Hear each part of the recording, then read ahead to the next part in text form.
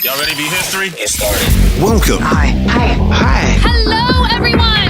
To the Pro Audio Suite. These guys are professional. They're motivated. Thanks to TriBooth, the best vocal booth for home or on-the-road voice recording. Introducing Robert Marshall from Source Elements and Someone Audio Post, Chicago. Darren Robert Robertson from Voodoo Radio Imaging, Sydney. Tech to the VO stars, George the Tech Whittam from LA. And me, Andrew Peters, voiceover talent and home studio guy. Line up, ladies! Here we go. Welcome to another Pro Audio Suite podcast. Don't forget, if you want to buy yourself a TriBooth, TriBooth are offering a $200 discount if you use the code PAP200. Now, talking about new toys in the vernacular of Lena Lovitch, for those old enough to know who the hell she is, George, you've got a new toy. I do. And in full disclosure, this was sent to me by Michael Goodman of Centrance Audio to do a fair and balanced review, which is what I've been doing. So I've had this for about a week. I've been able to do an unboxing on Instagram. I used it on our last VOBS episode that's already been released, and the second part, the Tech Talk, is coming out. Has already come out by the time you hear this, where I've used it on live YouTube and shown it. So if you want to see it and see me out, trying to show it on camera awkwardly, check out the VOBS episodes, where the latest episodes. That said, what is this thing? So Centrance has been making a lot of very nicely designed and compact portable audio devices that do a number of different things. They're known for the MicPort Pro, right? Which I have one actually. Yeah, I've used it on the podcast many times. The original one, the OG one. Well, I originally had the single stick MicPort Pro. Yes, and then that got stolen by some lovely person in Las Vegas, and then I replaced it with the 2-channel current MicPort Pro, the mixer face. Yes, and which I have as well. Like, my only complaint is that you can't charge it and use it from the same port. Yeah, I'll mention that. I will say that this thing is better than the mixer face in every single possible way, except for that. It still does require a dedicated power source to keep it charged and keep it running, which I'm doing right now.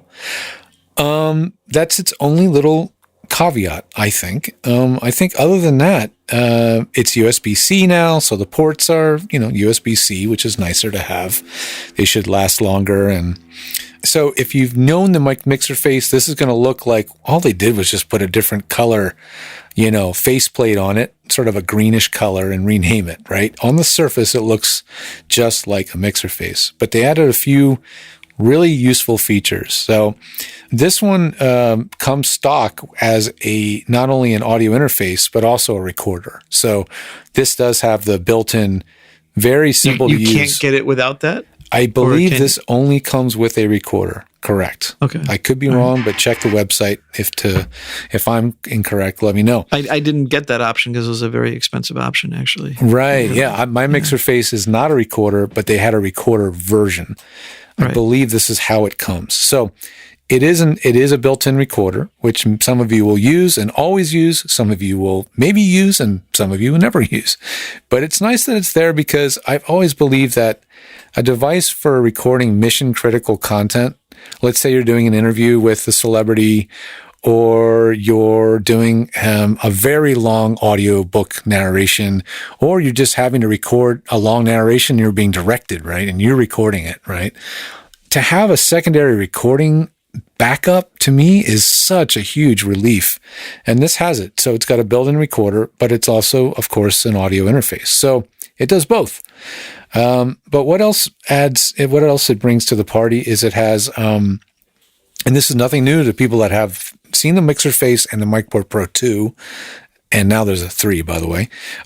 It has high-pass filters, so that's really nice. If you're using large diaphragm condenser mics and you're in a home studio or you're working in the field, to be able to preemptively filter out some of the rumble is really nice to have, and it has that on both channels 1 and 2.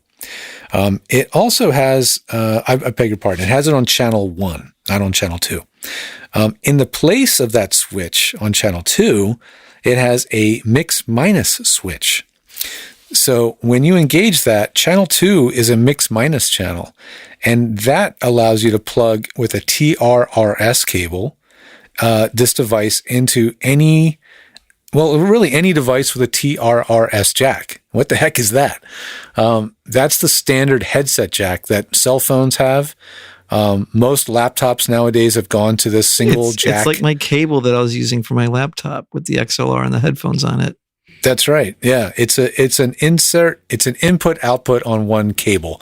And it's what every iPhone had until version 9 or 8 came out. When did they eliminate the headphone? iPhone 8, they got rid of the. Yeah. So if you need that functionality, you'll have to buy the $20 Lightning to headset jack adapter on your iPhone or iPad. But if you have a MacBook or a Mac Mini, or really, I think many new laptop PCs that have a headset jack, you can plug that into the headset, and now you essentially have two audio interfaces. Well, at least you have two signal paths between your computer and the Portcaster, and that allows you to have a primary recording interface that you probably would choose to use the USB for that, and you have a secondary one that you can dedicate just for communication. So that can be your Zoom, Skype, whatever the heck it is you're doing for an actual or literally an actual phone call, right? If you're on your Mac, you can do a phone call on your via the Mac using FaceTime. You can use it with an actual phone and make phone calls like a real classic phone patch, and that ties it into this device. So that's nice. The mix minus is built in. Well, so in that case, it's a mix minus, meaning that it's able to record minus your mix. That's what the minus is in that case, right? Right. And the name of this, as the name would kind of imply, they call it the Portcaster, because it really is a podcaster's tool. So it's designed to record you and also record your guest on channel 2. Now, here's what's cool. So you're thinking, that's awesome. But if I'm a voice actor, I don't want to record the guest. I don't want to record my coach, or I don't want to record the client, right? Well, don't worry, because it lets you choose that as well as an option. It has a knob on it that lets you choose what you're recording. You can record a mono mix of everything, or when you turn the knob all the way to the right, you're now separating out the two channels, left and right. And so when you're doing your recording, let's just say you're using something real simple like Twisted Wave. If you choose to record channel 1 only, that's exactly what you're recording. You're not recording what's coming in channel 2. So you do get that option now. It'll work like the way a voice actor would want to listen into the phone and not record it, or by turning the knob or leaving it where it is and just recording a stereo mix, it will allow you to record both. So no matter what, you're always recording. Even if you record both, they're still isolated left and right. Yeah. So if you record both, if you put it in stereo, you're going to be recording, if you record two channels, by the way, like if you let's say you open Twisted Wave, or if you're on Pro Tools and you open a session and you make two tracks with channel 1, channel this isn't left. to its internal built-in recorder? Well, the built-in recorder is always just going to record input 1 and input 2 all the time. All right. Right. But in terms of what you want to hear in your headphones, well, that's another thing. I'll talk about that, how you control your monitoring. If you only want to record you and not the guest, you simply just record channel 1 and ignore channel 2. Mm-hmm. And there you go. That's just you, not the guest. So, or not the director, or not the client, or whoever it is. And to be clear, channel 2 is what's coming in on that TRRS cable. Exactly. You have the option that channel 2 can be either a second microphone, so it would act like a mixer face, or you can plug in the TRRS and choose to use that instead. And now so can I ask a question really quick? Yeah. Like the microphone's usually mono, and so the output of that TRRS cable is stereo. It is, yes. What's happening to that? That's a feed that it uses? So it's sending a stereo mix. It's sending a stereo mix of everything, which is exactly what I'm hearing in my headphones, without the signal coming in from that cable. Gotcha. That's why it's a mix minus, right? So the phone caller doesn't hear the phone caller's voice echoing back or whatever. So that's built in. So it's really cool. Now, in terms of monitoring, sometimes you don't want to monitor in stereo because you don't want to have you in your left ear and your and your director in your right ear, right? Or you might be recording Or in your you ear and a at all. guest. Yeah. So there's a switch on the front that lets you choose your monitoring from mono to stereo or back.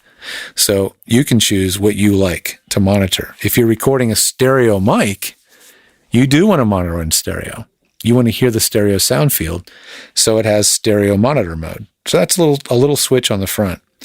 It also has a line out that can feed to a camera, and it has a high and low mode. So if you're plugging this into a mic jack on a DSLR camera, for example, that wants to see mic level, you flick it on low, and now it won't overdrive the camera input. It goes out low, yeah. Yeah.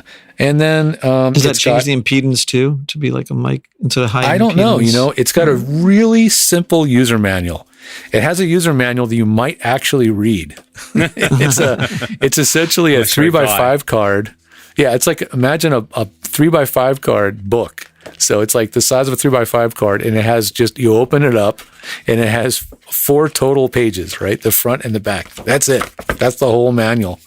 And I love that because people don't read manuals. So this gives you everything you need to know. But what it doesn't give you is a lot of technical detail. So you would definitely have to go to the website and probably ask some of the more technical specification stuff like that. I don't know the answer. Of course, it has a switch for phantom power. It does work off its own battery, but can charge while it's being used, which is what I'm doing.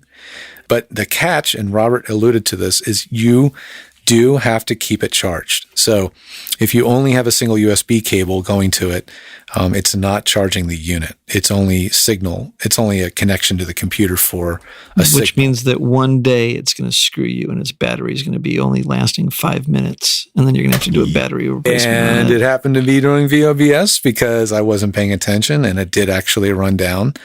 I'm saying long-term ownership. Yeah, me I mean, too. who owns a long-term cell phone ownership. that doesn't have a battery that takes a crap on you eventually? Right. That is something to be concerned about. I mean, I know the battery longevity has gotten better. Hopefully, even if the battery does finally stop taking charge, the unit will still continue to just run off of its external power source. Like and a hopefully the normal- battery won't expand like an Apple laptop battery. Yes, exactly. I will say that the unit looks completely serviceable. If you're talking about, right to repair, it's held together from the front and back with a set of hex standard, Screws, what looked like 2 or 3 millimeter hex screws. So this thing clearly was designed to take apart. I like my mic port. I mean, I think that they've always made good gear that's like super simple, very specific to the work purpose. Yeah. And like high quality, like usually always goes a step beyond what its competitors did in some way. Yeah, I agree. You know? And it's not, I mean, I think it's trying to compete with Zooms, but doing it in a different way. It's putting the money into the signal path and not the features. So I just rattled off a lot of features, right? But that's 100% hardware stuff, right? And that's what I love about it. Because it's no driver, right? There's no driver. It's completely 100%, what do you call it? Class compliant, right? It's just plug and play. And so it goes a totally different direction from Zooms or PreSonus Revelator IO24 or the Mix Pre 2 where everything's done by firmware, or there's no, as far as I know, there's no firmware. There must be some firmware, but there's no way to change it.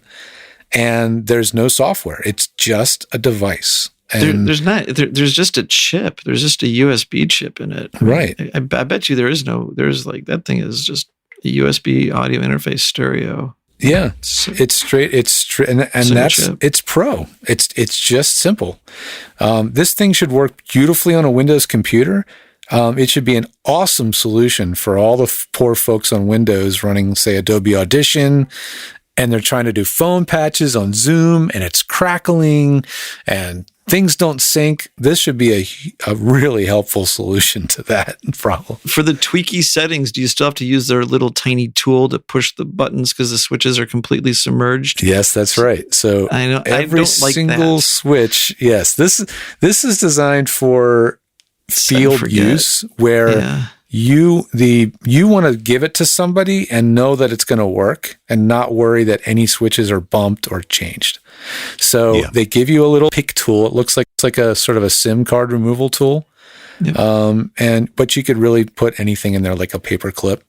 And that's how all the switches on this thing are controlled. So yeah, it's a little irritating as an engineer who wants to maybe change things more conveniently, but it wasn't really, I guess, designed for that kind of mindset. It's a field device that you want it to be pretty like hard to screw it up.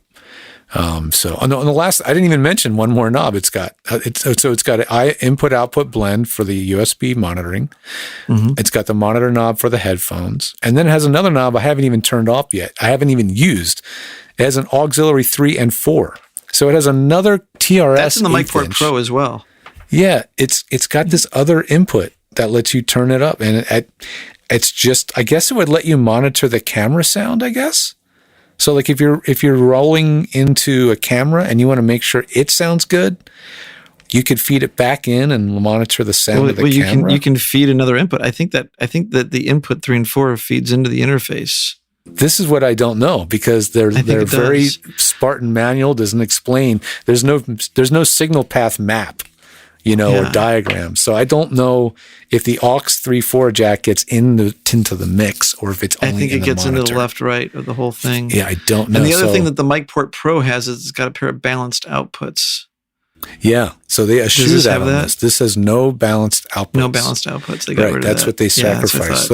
So what they've done is they've taken the same physical unit, the hardware, the enclosure, and just kind of repurposed some of the jacks, the knobs, and just kind of rethought it, which is a very efficient way to design a product for a small company, like them.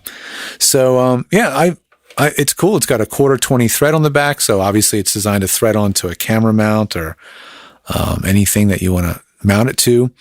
It sounds good. Like it's charging right now, plugged into my power strip. It's plugged into the Mac with both USB and TRRS right now. And there's no interference. There's no ground loops. Nothing. Is someone going to make like a USB Y cable so you can just like plug them both in, like in the Centrance third-party marketplace? There's nothing stopping you from doing that. You could get a hub, for example, plug a USB hub into the computer, and then have both. But I will say this: when I plug the USB charging cable into a hub, and I'm using the TRRS cable all at the same time, I do actually get some noise. Oh, you do? Yeah. That kind of like, there's so many different electrical loops going on when you do that. That's kind of where you draw the line. I do run into noise issues. So you can't do that and that's with the TRS involved. I think you can do that no problem with USB only, but there's just too many different electrical loops. And you start getting that dreaded sort of, computer CPU whining thing. So that's something you can't do. Anyway, I'm happy with it so far. And last thing. I'm using these really, really persnickety in-ear monitors right now. They're like 6 drivers or whatever they are. And anytime I plug these into any gear I have, you hear the amplifier hissing. They're so sensitive. I don't get that on this. The headphone amp on this unit is pristine. It is really clean. It's got some push to it. Yeah, I mean that's the thing. Centrance has one foot in the pro audio world and another one in the audiophile world. So that audiophile level circuitry has trickled into this device. So it checks a lot of great boxes. And the price? It's like $300 No, I'm saying $500. Yeah, $500 US for this one. So it's not a bargain device. It's cheap, is it? It's not cheap. No, it's not cheap. But if it's the device for you, it's a bargain. Is the Mix Pre 2 from Sound Devices more flexible and more extensible? For sure. Like it does way more than this. But this is a third the size, and it's so much simpler. You can hand this to anybody, and they're going to get this thing working, and it's going to be, just there's less going on. The hardest thing that they'll have is figuring out which USB port is the power and which one's the computer. Yeah, I'm just going to simply tell them plug your computer into the left, charger into the right. Yeah, they'll get it. But that's its only little quirk, I think, that it has. Robbo, what were you going to say? Oh, I was going to comment on you were talking about the electrical noise and stuff, because I thought a couple of years ago I thought I was being clever because I needed a phone patch for a session and I don't have one. And I grabbed myself one of those, those iRigs. It's basically just a lead that you can plug into your phone. I have one on my desk. Yeah, okay. Yeah, so this was the guitar one. So you can plug your, so you plug your electric guitar in, you plug your headphones in, and then you plug that into your phone on the audio jack, and it works perfectly for phone calls. But you can't be charging your iPhone at the time you're recording because you get that same thing. You get that electrical hum, loopy crap in the background. Unfortunately. Yeah. So, but I'm going to say it again. I have it charging right now, just not from the computer. It's charging from a little power cube.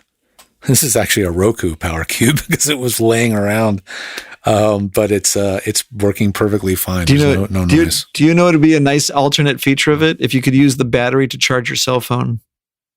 Yeah. Yes, that would be really good. But yeah, staying on trend with the current trend in product, there is no charger in the box. Here's what you don't get. You do get a USB-C cable. You do get a USB-C to USB-A adapter that plugs into the cable. So no matter what, you can probably plug it in. You do not get a TRS cable. You do not get a charger cube or a power supply. So to keep obviously cost down, blah blah, make it fit in the little tiny box it comes in, it's missing a couple little accessories. So, but you wouldn't need a power cube anyway, because you just use like an Apple plug that you put your USB lead into and plug that into the wall. I mean, this is the Apple model, right? So when the iPhone 13 came out, they didn't include a power charger, They're saying, well, who doesn't have one already? And there was a lot of people blowback on that, but this is, this is kind of the trend, because at this point who doesn't have at least 5 to 10 USB power charging cubes of some kind at this point? I mean, accumulated, it's actually getting out of control. So, I get it. The only issue is Apple, who sends you a lightning cable to USB-C. So now you have a USB-A charger, but you can't use it. Do you know how many of those damn cables I have laying around? Plenty of lightning to USB-C cables laying around, still wrapped up in paper, never used. Landfill. Yeah. So anyway. Talk about the battery, the iPhone. I remember years ago, it was an iPhone, I don't know, 3, 4 or something.